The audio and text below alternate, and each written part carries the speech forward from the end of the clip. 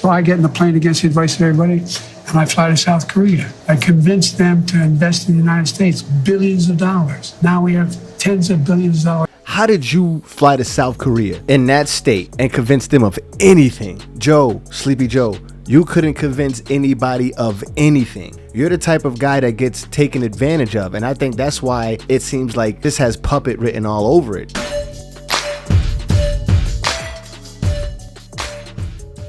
Yo, it's your boy Ronald West, and you're watching Ronald West TV. Remember to hit the like and the subscribe button if you like the content. Now let's get into the content. So yesterday, President Joe Biden sat down with an interview with George Stephanopoulos from ABC News, and just wanted to get into and react to some of the comments that was made by Sleepy Joe, as Trump calls him, just to see, you know, what's his mind like, what's his psyche like. But I don't think this is good at all. So let's just get into it. You and your team have said you had a bad night, but your friend Nancy Pelosi actually framed the question that I think is on the minds of millions of Americans. Was this a bad episode or the sign of a more serious condition? It was a bad episode. No indication of any serious condition. I was exhausted. I didn't listen to my instincts in terms of preparing, and I had a bad night. You know, you say you were exhausted. Sleepy Joe, of course he was exhausted. And I know you've said that before as well, but you came, and you did have a tough month, but you came home from Europe about 11 or 12 days before the debate, spent 6 days in Camp David. Why wasn't that enough rest time, enough recovery time? Because I was sick. I was feeling terrible. Matter of fact, the docs with me, I asked them, they did a COVID test because they were trying to figure out what's wrong. They did a test to see whether or not I had some infection, you know, a virus. I didn't. They just had a really bad cold. And did you ever watch the debate afterwards? I don't think I did, no. Well, what I want to get at is, what were you experiencing as you were going through the debate? Did you know how badly it was going? Yeah, look, the whole way I prepared, nobody's fault, mine. Nobody's fault but mine. I prepared what I usually would do, sitting down, as I did come back with foreign leaders or the National Security Council, for explicit detail. And I realized about partway through that, you know, I get quoted, the New York Times had me down at 10 points before the debate, 9 now, or whatever the hell it is. The fact of the matter is that what I looked at is that he also lied 28 times. I mean, the way the debate ran, not my fault, no one else's fault. No one else's fault. But it seemed like you were having trouble from the first question in, even before he spoke. Well, I just had a bad night. You've had some bad interviews once in a while. I can't remember any, but I'm sure you did. I've had plenty. I guess the question, the problem is here for a lot of Americans watching is, you've said, going back to 2020, watch me. Yep. To people who are concerned about your age. And, you know, 50 million Americans watched that debate. It seemed to confirm fears they already had. Well, look, after that debate, I did 10 major events in a row, including till 2 o'clock in the morning after that debate.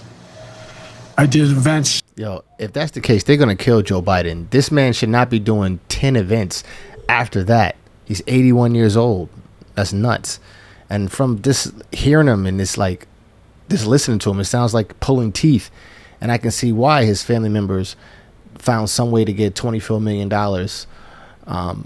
out from under him using his name with foreign affairs and other people. I can see how. Like, this guy he's not with it, you know. This is not somebody you want running for president in the United States. Just knowing that you can prosper acting this way and having this type of mentality and mental capacity to be at the highest seat of the land, that's just crazy. That's just crazy. It's mind-boggling to see. It's almost like unbelievable. Like, this Biden has to be a puppet for somebody else or something else, and maybe it's easier using him as a puppet than actually like kicking him out. This is just weird. In North Carolina, I did events in Georgia. Did events like this today. Large crowds, overwhelming response, no slipping. And so I just had a bad night. I don't know why. And how quickly did it come to you that you were having that bad night? Well, Kanye was having a bad night when I realized that even when I was answering a question, even though they turned his mic off, he was still shouting. And I let it distract me. I'm not blaming it on that. But I realized that I just wasn't in control. But part of the other concern is that this seems to have fit into a pattern of decline that has been reported on recently. New York Times had a headline on July 2nd, Biden's lapses are said to be increasingly common and worrisome. Here's what they wrote. People who have spent time with President Biden over the last few months or so said the lapses appear to have grown more frequent, more pronounced, and after Thursday's debate, more worrisome. By many accounts, as evidenced by video footage, observation, and interviews, Mr. Biden is not the same today as he was even when he took office. Look how he's looking at him like, they saying that about me? Like me? Are you kidding me? Me? President Joe Biden? Yeah, you, Sleepy Joe. You're looking real bad, man. And it just doesn't make any sense why you just don't want to just step down and just step out of this whole thing. It's getting blatantly obvious now, you know, to the point that I'm sitting here reacting, having a good old time, just laughing at it. Both candidates suck, though, by the way. But having a good time, just like, kind of like at your expense. It sucks, but let's keep going. 3.5 years ago, similar reporting in the Washington Post and the Wall Street Journal. Are you the same man today that you were when you took office 3.5 years ago? In terms of successes, yes. I also was the guy who put together a peace plan for the Middle East that may be coming to fruition. I was also the guy that expanded NATO. I was also the guy that grew the economy. All the individual things that were done were ideas I had or I fulfilled. I moved on. And so, for example, you know, well, that was true then. What's Biden done lately? Today, just announced 200,000 new jobs. We're moving in a direction that... Yo, where are these jobs? Once again, you announced 200,000 new jobs.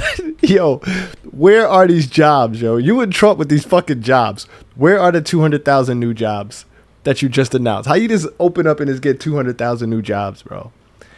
A lot of these times, I just want these people to explain this shit. Like, tell me, where are these jobs exactly? What state are they in?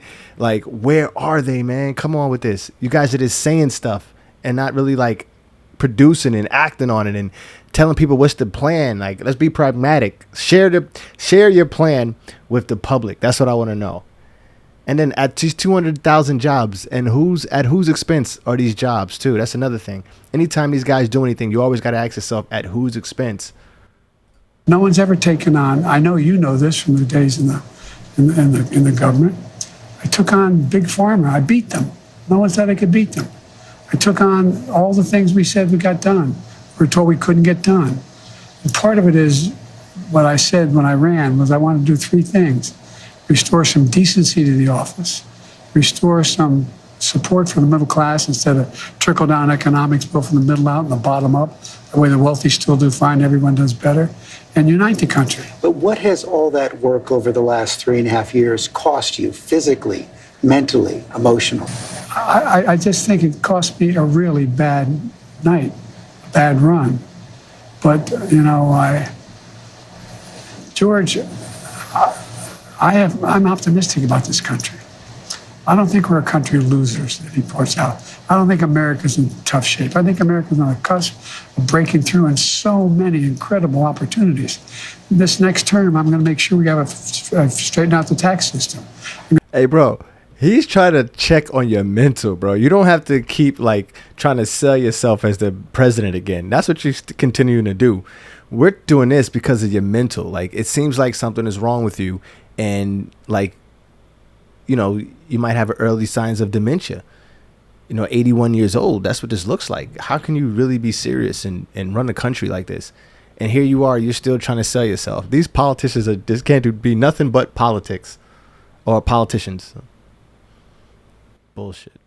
I'm going to make sure we're in a situation where we have health care for all people, where we're in a position where we have child care and elder care, free up, and all these things. The one thing I'm proudest of is, remember when my economic plan was put forward, a lot of the mainstream economists said it's not going to work. Well, guess what? We now have 16 Nobel laureates, 16 of them in economics. saying that Biden's next term would be, based on what he wants to do, enormous success. Trump's plan would cause a recession, would significantly increase inflation. I've made great progress, and that's what I plan on doing, and we can do this. I understand that, and I'm not disputing that. What I'm asking you is about your personal situation. Do you dispute that there have been more lapses, especially in the last several months? Can I run the 110 flat? No, but I'm still in good shape. Are you more frail? No. I know you Come spoke. keep my schedule. I know you spoke with your doctor after the debate. What did he say? He said, he just looked at me and said, "You're exhausted." I said, "Look, I have medical doctors travel me everywhere, every president does, as you know. Medical doctors, some of the best in the world, travel me everywhere I go. I have an ongoing assessment of what I'm doing.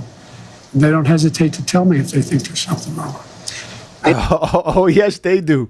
Oh, yes, they do. If your doctor, when you got done from that debate, if the only thing your doctor said is, "Hey, Joe, you look tired," he's lying, bro. Woo, boy, these politicians got to do nothing but lie, bro. I know you said you have an ongoing assessment. Have you had a full neurological and cognitive evaluation? I get a full neurological test every day with me. And I've had a full physical. I had, I've been able to read for my physicals. Yes, the answer is I know your doctor said he consulted. What the? Wait, go back. What did you say? What was the answer to the question? every day with me. And I've had a full physical. I had, I've been able to read for my physicals. Yes, the answer is I know your doctor said he consulted with a neurologist. I guess I'm asking a slightly different question.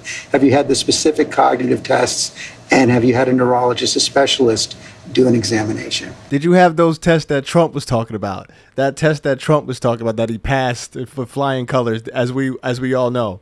That's the test. Ask him about that test. What do you say to voters who have concerns about your capabilities to serve? Well, I took two tests, cognitive tests. I aced them, both of them, as you know. We made it public. He took none. I'd like to see him take one, just one, a real easy one. Like go through the first 5 questions. He couldn't do it. no one said I had to. No one said, they said I'm good.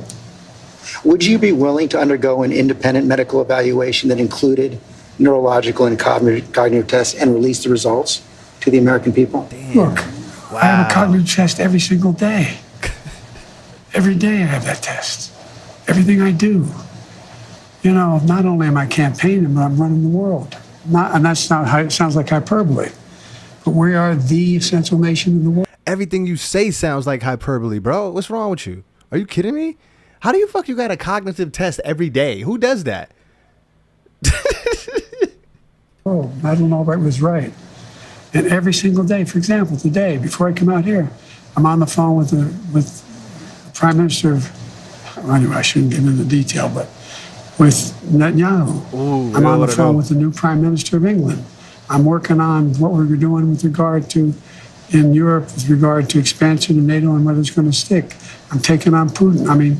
Every day, there's no day I go through, there are not those decisions I have to make every single day. And you have been doing that, and the American people have been watching, yet their concerns about your age and your health are growing. So that's why I'm asking, to reassure them, would you be willing to have the independent medical evaluation? Watch me there's a lot of time left in this campaign. It's over 125 days. So I'll the make answer, a decision. the right answer right now is no, you don't want to do that right No, now. I've already done it. You talked a lot about your successes at the beginning of this interview, and I don't want to dispute that. I don't want to debate that. But as you know, elections are about the future, not the past.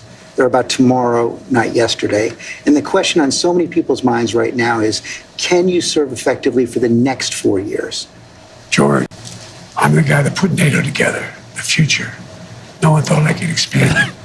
I'm the guy that shut Putin down. No one thought could happen. I'm the guy that put together the South Pacific Initiative with AUKUS. I'm the guy that got 50 nations, out, not only in Europe, outside of Europe as well, to help Ukraine. I'm the guy that got Japanese to expand their budget. So I mean, these, and for example, when I decided, It just sound like a fucking wrestler. Hey, George, I'm the guy that took out Russia. I'm the guy that built the economy. I'm a guy that expanded NATO. I'm the guy that, yo, Biden, cut this shit out. They should have put the camera straight at his face when he did that. This bad camera, bro. How the fuck ABC News gonna miss out on that? That should have been a close-up in his face. we used to have 40% of the computer chip in it. We invented the chip, that little chip for the computer chip. It's in everything from cell phone to weapons. And so we used to have 40%, we're down to virtually nothing. So I get in the plane against the advice of everybody, and I fly to South Korea. I convinced them to invest in the United States billions of dollars. Now we have tens of billions of dollars. How did you fly to South Korea in that state and convince them of anything? Joe, Sleepy Joe, you couldn't convince anybody of anything. You're the type of guy that gets taken advantage of. And I think that's why it seems like this has puppet written all over it. If things continue to go the way they go and you stay in here, this has puppet written all over it. You're the guy that everybody wants to get. Like, you know, people see you coming from far away. Trust me. You're not convincing anybody of anything. Being invested in the United States, making us back in a position where we're going to own that industry again. We have, I mean, I just, anyway, I don't want to take too much credit. I have a great staff. But I guess my point is, all that takes a toll. Do you have the mental and physical capacity to do it for another 4 years? I believe so. I wouldn't be running if I didn't think I did. Look, I'm running again because I think I understand best what has to be done to take this nation to a completely new level. We're on our way. We're on our way. And look, the decision recently made by the Supreme Court on immunity, you know, the next president of the United States, it's not just about whether he or she knows what they're doing. It's not about a conglomerate of people making decisions. It's about the character of the president. The character of the president is going to determine whether or not this Constitution is employed the right way. And we should note that ABC News offered Donald Trump the same opportunity for a one-on-one interview, and he declined. Wow, yeah, so Donald was like, nah, you're not about to railroad me like you just did Joe, Sleepy Joe. Joe, you couldn't even see that coming. You know, I wouldn't have took that interview. That was bad look. Another bad look for Joe Biden. But just mind you, like, we're in a bad situation when you have these two running for president and one who's actually a president. And these are your two people to choose from. So that's just not good. Let me know how you feel about this in the comment section below. It's your boy, Ronald West. You're watching Ronald West TV. I'm out. Peace.